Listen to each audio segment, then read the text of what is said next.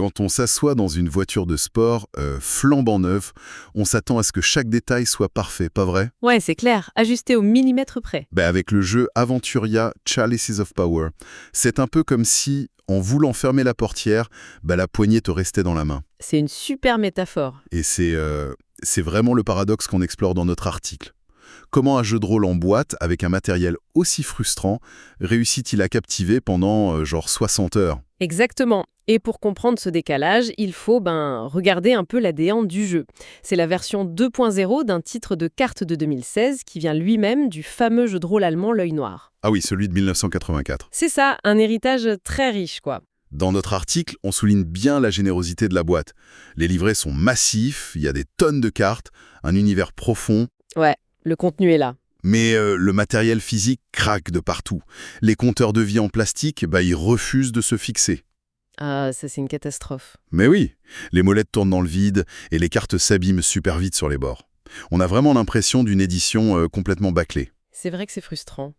Mais là où le jeu est fort, et c'est pour ça qu'il est encensé dans notre article, c'est que la mécanique de combat te fait totalement oublier ses défauts. Comment ça? Le moteur de combat prend à contre-pied un concept super connu, la gestion de la fatigue. D'habitude, un long combat épuise les personnages, non? Ouais, ils perdent des options ou accumulent des blessures. La fin du combat devient super laborieuse. Exactement. Mais ici, c'est l'inverse. C'est un vrai système de montée en puissance. C'est super contre-intuitif.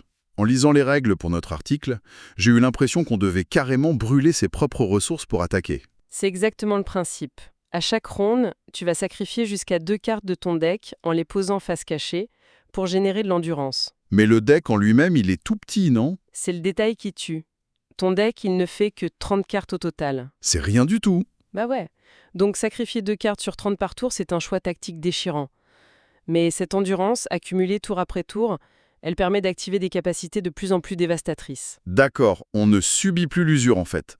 Voilà, on orchestre une véritable montée en puissance tactique. Attends, mais si on accumule cette puissance en continu, nos héros finissent par écraser n'importe quel monstre à l'usure, donc l'enjeu de survie devrait s'effondrer à la fin.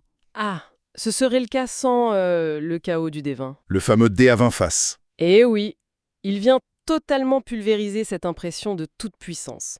Mathématiquement, tu as très exactement 5% de chance de tomber sur chaque face. Donc il n'y a aucune courbe lissée, aucune sécurité. Aucune. C'est brutal. Mm. Aujourd'hui, les jeux de plateau modernes, ils mettent des filets de protection partout pour éviter qu'un mauvais jet de dés ruine 2 heures de stratégie. Totalement. Là, tu risques le fiasco absolu sur une action vitale.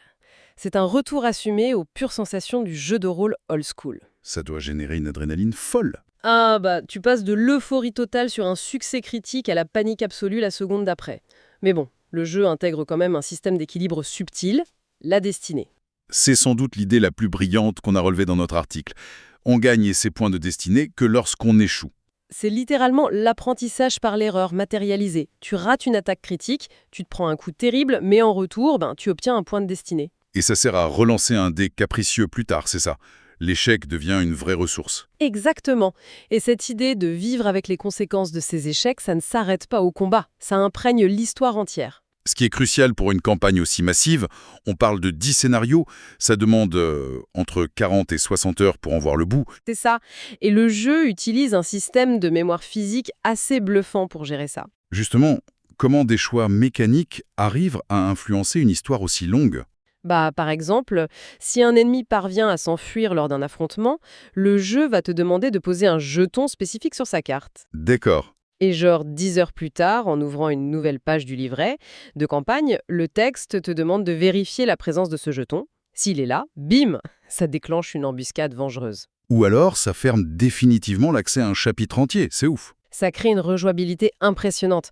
Même en jouant la campagne en solo, tes propres échecs ou tes choix passés te masquent des pans entiers du récit. Ça rend vraiment chaque aventure unique. Si on devait synthétiser le cœur de notre article, on pourrait dire qu'Aventuria prouve qu'une simplicité redoutable l'emporte souvent sur la surabondance de règles. Complètement. Face à des monstres récents du marché comme Malia, qui sont très chargés en matériel et en complexité, ici, c'est vraiment la fluidité narrative et l'élégance de la mécanique qui triomphent. Ce qui soulève une vraie question, en guise de conclusion à notre article. Si des mécaniques brillantes et un récit haletant suffisent à nous faire totalement oublier des composants physiques ratés, est-ce que la quête acharnée de l'industrie ludique actuelle pour des figurines toujours plus spectaculaires et coûteuses ne serait pas au fond une fausse route pour créer l'immersion ultime ?